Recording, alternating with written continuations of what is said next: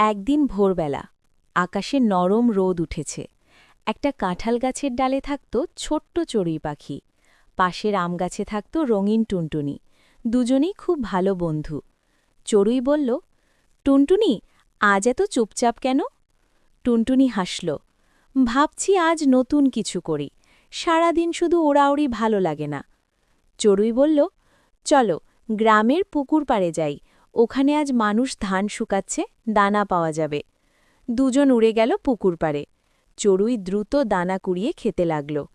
টুনটুনি কিন্তু খেতে খেতে চারপাশ দেখছিল। হঠাৎ সে দেখল পুকুরের ধারে একটা পিঁপড়ে পানিতে পড়ে গেছে। টুনটুনি চিৎকার করে বলল, চড়ুই, দেখো, পিঁপড়েটা ডুবে যাবে। চড়ুই দেরি না করে একটা শুকনো পাতা ঠেলে পানিতে ফেলল। পিঁপড়ে সেই পাতায় উঠে বাঁচল। পিঁপড়ে কৃতজ্ঞ হয়ে বলল, তোমরা খুব ভালো পাখি।